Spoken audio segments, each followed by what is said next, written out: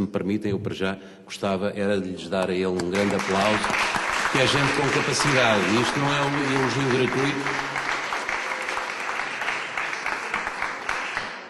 Depois, em relação às histórias da rádio, e porque o tempo também urge, porque daqui a pouco o Sr. Costa já está a olhar para nós, tem que fechar aqui o café.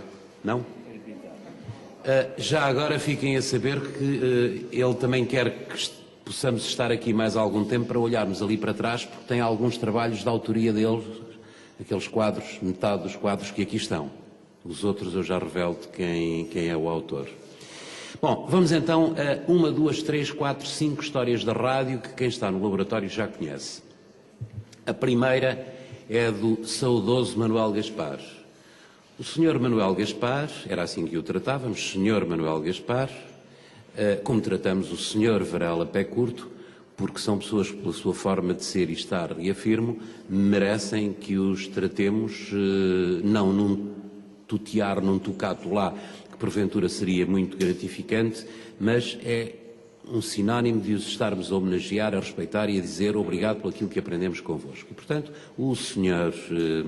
Varela Pé Curto, tal como o Sr. Manuel Gaspar, são pessoas que não estavam a 100%, não estiveram a 100% ligados à atividade da comunicação, neste caso da informação, ou da comunicação social, se assim quiserem. Mas estavam as tais 24 horas por dia, mas por contraste, por aquilo que eles próprios, que o Sr. Varela Pé Curto há pouco relatou, não estava. O Sr. Manuel Gaspar estava ligado não à medicina dentária, mas era odontologista, se a palavra é adequada, e não me falha agora a memória em relação à profissão, pode ser até um pouco, talvez até a fasquia elevada em relação à própria profissão. A verdade é que foi um campeão de natação.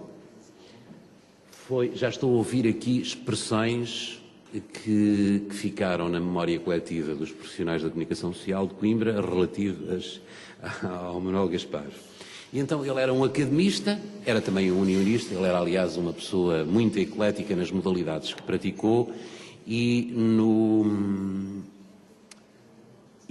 nos títulos que obteve, tal e qual, porque foi campeão de natação, não sei, também jogou futebol, deve ter jogado várias modalidades e acabou por fazer regularmente às segundas e às sextas-feiras crónicas na emissora nacional sobre futebol, o balanço da jornada que vinha aí e depois uma análise da jornada que tinha sido concluída no fim de semana, porque então os jogos de futebol, fundamentalmente, eram muito regulares. A jornada estendia-se tal como agora, a diferença era pequena, agora começa às quintas-feiras e acaba às terças, de antes era quase a mesma coisa, começava às 15 horas e acabava às 17 horas de domingo, no horário de inverno, no horário de verão, às 16 e acabava às 18 horas. Portanto, todos os jogos eram à mesma hora. O Sr. Manuel Gaspar ensaiou também fazer relatos de futebol, mas nunca conseguiu perder o seu academismo. E os relatos do Sr. Manuel Gaspar eram mais ou menos assim.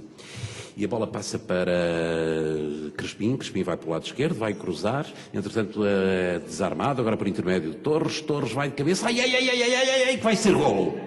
E foi golo do Benfica. Portanto, era uma forma desapaixonada, aliás, já os meus amigos conhecem, já lhes relatei esta, era uma forma desapaixonada de fazer um relato de futebol com toda a independência, rigor e isenção, não é? Tal e qual. Mas depois também tinha uma dimensão muito económica, quer da palavra, quer da própria quantidade de jogadores que estavam em campo. Como sabem, 22 mais aqueles que podem ser substituídos. Na altura nem havia substituições, se não me falha a memória. Na altura do Sr. Manuel Gaspar nem havia substituições. E então o Sr. Manuel Gaspar via 2, 3 jogadores que se elevavam, faziam a impulsão, iam à bola de cabeça e ele dizia, e agora? Milhares de cabeças saltam à bola. A propósito ainda de futebol, parece que futebol, fado e Fátima estiveram sempre atravessados no caminho também da comunicação social, com o máximo respeito e consideração digo isto, mas o futebol esteve de facto atravessado também no meu caminho, ao nível dos relatos, e um dia fui fazer um relato da Penalva do Castelo, na beira interior, numa beira alta, numa vila muito aristocrática. E calhou em sorte que o Sporting se deslocasse ao campo do Penalva do Castelo. Com muito cuidado, com um desvelo notabilíssimo, o funcionário que trabalhava na altura no emissor de Viseu, que era técnico, arranjou a única carrinha de que dispunhamos e foi estrategicamente colocá-la junto ao muro para eu poder agarrar-me a uma árvore e, agarrado à árvore, fazer o relato, porque tinha um ângulo de visão excepcional. Só que estava tudo previsto, exceto que o Penalva do Castelo, aos 7 minutos, marcasse o primeiro golo do jogo, contra o Sporting, obviamente. Meus queridos amigos, eu ainda gritei golo, golo, golo, mas depois também disse ai, ai, ai, que eu vou cair. Porque realmente o entusiasmo foi tanto que fiquei pendurado num ramitos de árvore e com um pé a escorregar-me no muro e entre o muro e a carrinha. De forma que isto acontecia, eram episódios que hoje, porventura, conto de forma caricatural e que passaram despercebidos, obviamente, à maioria das pessoas. Mas já aqui foi relatado o acontecimento da casa que ruiu, do edifício de não sei quantos andares, talvez 7, 8 andares, que na Pedrulha ruiu, onde está hoje a Castro e Castanheira e onde está aquela zona de diversão a Broadway, mais coisa, menos coisa. Era essa a latitude e a longitude para enquadrar esse edifício de 7, 8 andares. De facto, nós não tínhamos telemóveis, mas tínhamos uns receptores de emissores, funcionavam como se fosse walkie-talkies, radiomóveis, e deslocámos-nos numa viatura, na velha Peugeot que tínhamos, para esse incêndio. Houve alguma preocupação, porque eu julgava que era aqui ao cimo da Estação Velha, onde havia muitas garrafas de gás. Portanto, o incêndio podia ter determinado tipo de proporções. Deslocámos com um condutor, que ainda hoje felizmente é vivo, fomos na carrinha tentando fazer o relato mais ou menos em direto, digamos que aqui numa espécie de travelling ou de zoom, aproximando-nos do acontecimento, começando a arranjar o relato com a maior fidelização possível do que estava de facto a acontecer, tentando fazer a narrativa do que ocorria, fumo, chamas, pessoas a gritar. Talvez quem esteja nesta mesa pudesse de facto relatar o que aconteceu, mas fomos-nos aproximando muito, muito perto, de tal forma que eu, com receio que a carrinha, ultrapassámos o próprio cordão de segurança da polícia, os tais erros que se cometem e que às vezes se pagam com a vida para estarmos mais próximos.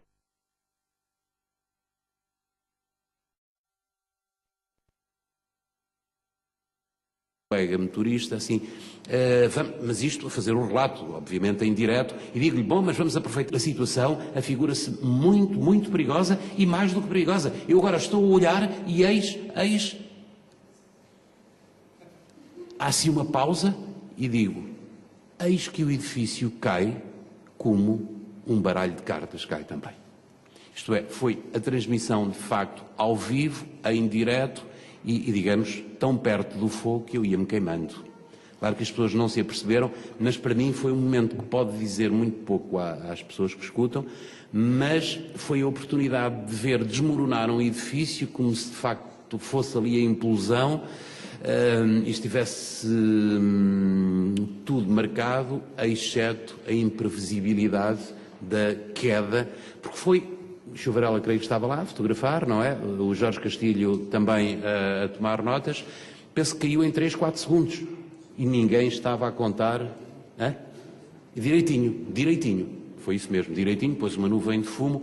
Imaginem o que é que foi, a partir daí, também fazer o resto do relato sempre em direto.